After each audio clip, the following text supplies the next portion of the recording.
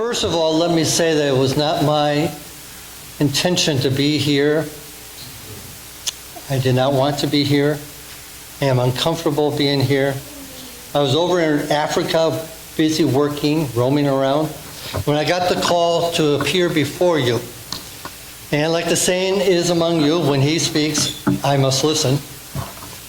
And he makes me do many things. And he makes me, I hate when he does this to me, I'll probably say things to you that I wish you did not know. He wants you to know how I view the state of the world from my perspective. He makes me say things I don't like to say.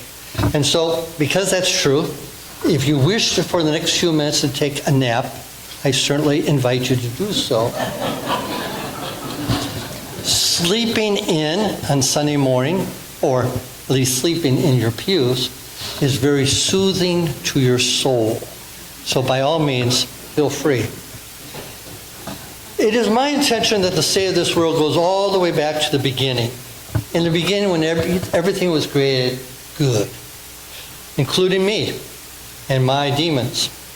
In fact, I was a high-ranking angel, but I was not willing to play second fiddle to the Almighty. I said, I will ascend to the throne of God. I will be like the Almighty. I. It's all there in the book of Isaiah. My pride. They say pride goes before the fall. Boy, do I know it. He cast me out. The minute I tried to beat him, become like him, I was no longer perfect. And this guy, he hates imperfection. And so he cast me down to this world. And so now I have to do plan B. Since I can't get up there, I will work down below, here. Since I can't hurt him, I will hurt that which he prizes the most. And what is it that he prizes the most? Of all the good things that he created in the world, the crown jewel of his creation is humankind.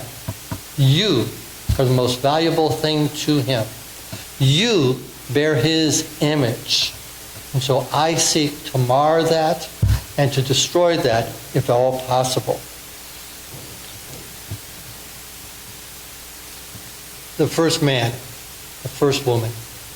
I slithered into the garden one day to try to tempt them. For to the man and to the woman was given this wonderful garden with every sort of tree and all sorts of fruit-bearing bushes. And he said to them, you can eat from any tree except one. Only one. And so I slithered in, I found the woman, and I talked to her. Her husband was with her, but he didn't interrupt me. He didn't protect her. I said to her, did he really say you can't eat from any of these trees? None of them? And she said, no, just one we can't eat from. Because if we eat from that tree, we will die. She didn't even know what she was talking about. Because death is not merely physical death, it can be separation.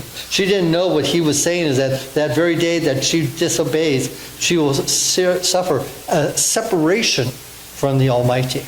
And I said, no, you won't die. I told her a great bald-faced lie. No, you won't die. You'll become like him. Like I tried to become like him. And you'll know good and evil. So she took some. She disobeyed. She gave some to the man who was just standing there, not doing anything to protect her. And then their eyes were open. And they realized that they were naked. Prior to this, they were clothed with the very glory of my enemy. But when they disobeyed, they lost it. And they were ashamed. Guilt, they had guilt for what they did, but shame is what you get when you become something you're not meant to be. So guilt and shame. He came along looking for them. He asked them, what have they done? The man begins the blame game. He blames the woman. And he blames God. The woman that you gave me, she gave me to eat, and I ate. And the woman, she blames me. And ever since then, casting blame to others is one of my best tricks. I encourage you to bring blame in your marriage. Blame your partner for things. Blame your parents for the way things are. Blame the school. Blame the president. Blame others. But don't blame yourself. They had taken the bait and they had disobeyed. And because he has this preoccupation with perfection, he cast them out, just like I had been cast out. Since then, I have laid rather low. Some liberal theologians, and I count liberal theologians among my very best friends, those that really don't believe what's in the book. They say that I was an invention that came along, an idea that came many, many, many years later. And that explains why I wasn't in the book very often. But here and there I was. But there's a much simpler reason.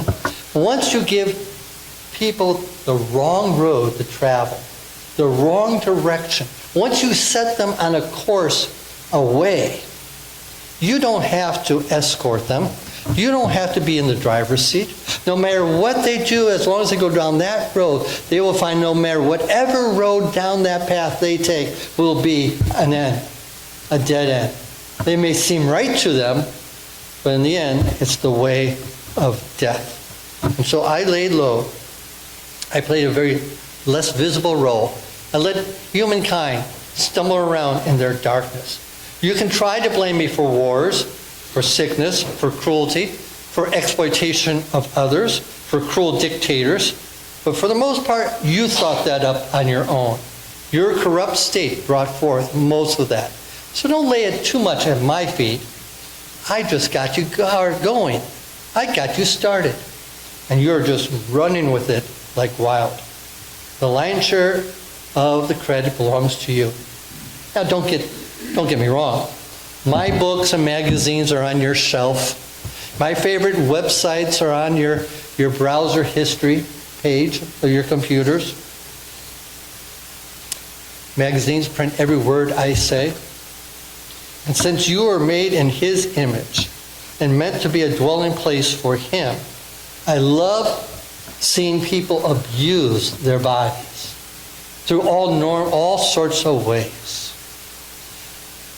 He created everything good. You read about that just a few minutes ago. Every good gift comes from him. But I love taking the good gifts from him and twisting them and corrupting them so they become the worst. So they become either your God or your snare, your enslaver. Think about it. Good gifts. Your body. Your food. All good gifts.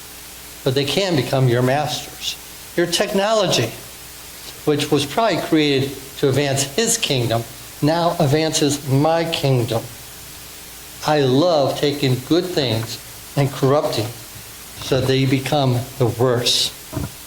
My fingerprints are everywhere, but most of it is up to you. I could lay low until one day he appeared in the wilderness. He, the enemy's son, appeared. He, the only one like Adam, in a state of holiness and innocence and goodness and perfection. And I realized right then and there that he is the only one that could undo what I had done. And now I think back about how he said that someday someone born of a woman would come along and crush my head. This might be the very one. And so I came out of the wormwood and began to tempt him. He was hungry after 40 days. And I saw stones, flat stones that looked like Jewish bread. And I said, can't you take those and make bread of them? Look after old number one. Isn't that a good thing to do? Look after yourself and nobody else. Look after yourself and don't care about anyone else. But he rejected that. He gave me a Bible verse, and I hate when people use Bible verses. I took him up to a high mountain, I am called the prince of this world, and all the world and all the souls of this world belong to me. And I told him I could give him kingdoms if he would only bow down and worship me. But he rejected that. Said we should only worship his Father. He quoted the book again. I took him to the top of a pinnacle of a temple. And I said, I know a shortcut for you to take to become popular, to get an audience, to get a following. Take this shortcut. Just throw yourself down from this pinnacle. And I even quoted the book. I know a little bit about the book. I even quoted the book to him. The angels will protect you. But again, he rejected that temptation. And again, I disappeared for a while. And how my anger got stirred and stoked as he grabbed people to follow him. At first, I wasn't too threatened. He chose Peter, James, John, mere fishermen, dunces. They're not the brightest bulbs on the planet. And then a zealot, one that wants to kill Roman soldiers. And he chose a tax collector. He chose the lowest people. But in spite of that, he kept getting more and more popular. And I had to do something. I had to thwart something from his popularity because he was taking from me souls that belonged to me. Every time he cast out one of mine, every time he talked about forgiveness, he was robbing souls from me that belonged to me. And so I needed to thwart his popularity. And when I couldn't do that, I had allies. The Pharisees, the Sadducees, the religious teachers. Religious teachers, even to this day, sometimes can be my greatest allies. Do you know that? And they hated him just as much as I did. And they plotted to kill him. I aided by entering into one of his disciples who would betray him. One of his closest, who spent 3 years, I got to work for me. And then when he was dead and buried, I felt that he was gone. And I could celebrate with all my demons a victory. I had won, or so I thought. And then Sunday morning, I was just about done packing my bags for a well overdue vacation, when all of a sudden there came a knock at the door. And as I approached the door, it became louder, more like a pounding. And then finally, it crashed down. And standing before me was him, the enemy's son, in all his glory, showing me his hands and his side, and showing me that he was again all glorious as he was above. I shrieked. All hell broke loose and shrieked. And then he was gone.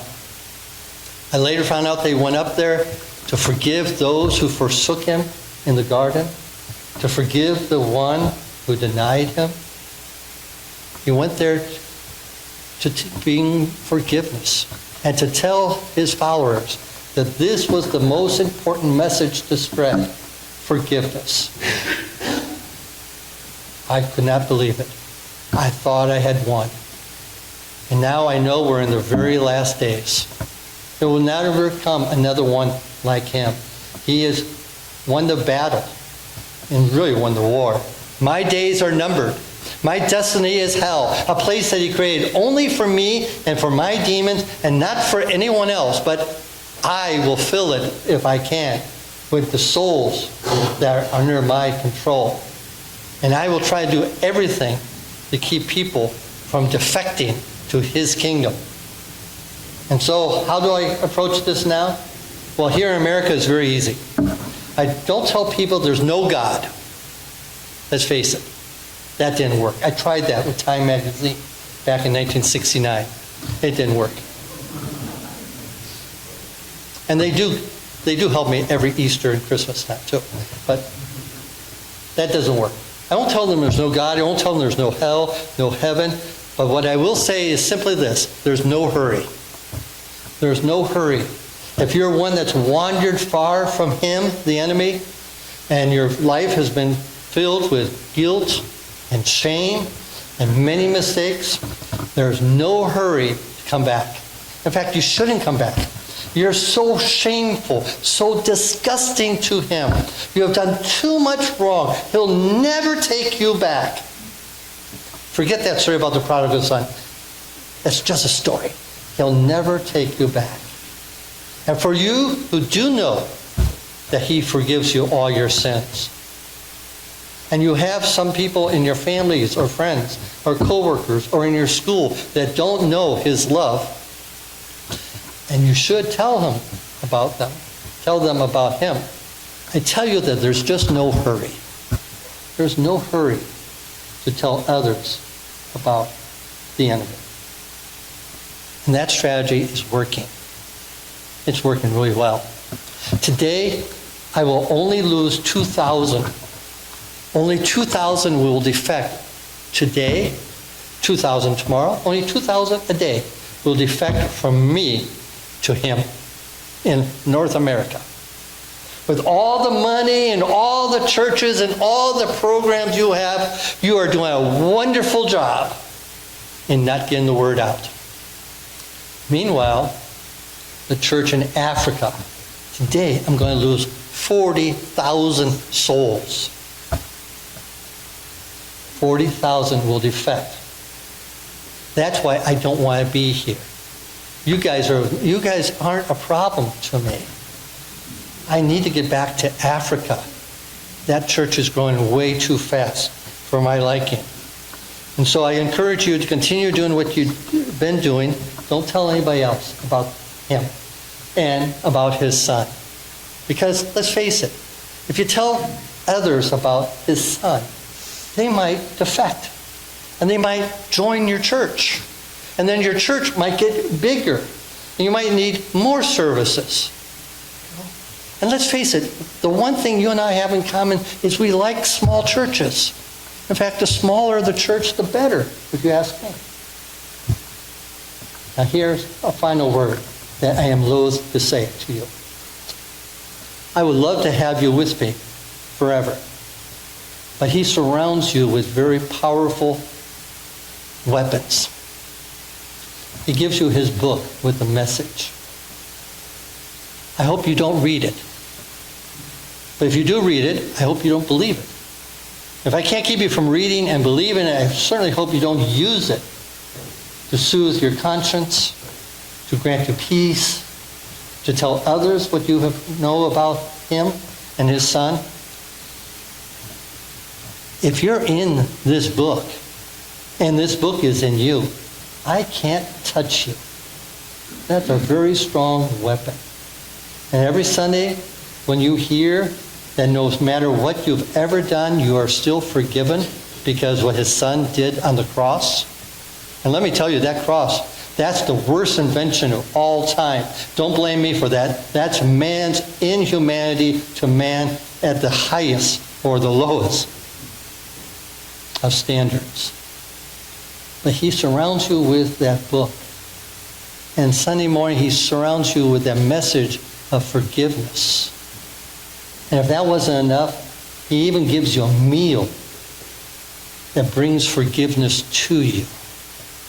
Through these means, Bible, sermon, baptism, Lord's Supper, I can't touch you if you remember and participate in these things. One last thing you should never do. You know, I love to tempt people when they go through tough times, because the tough times makes lots of people bitter towards him. But for too many of you, instead of making you bitter, it makes you stronger because you go and talk to him. And you even praise him in the midst of your sorrows and your temptations and your guilt. Because of all these things, I am powerless to deal with you. Well, I must be going. Again, I'm off to Africa. It's too busy over there. They need me there. And to the rest of you, I hope you didn't believe a word I said, especially anything I said about him and especially about his son. And if you don't believe me, maybe I'll see you later.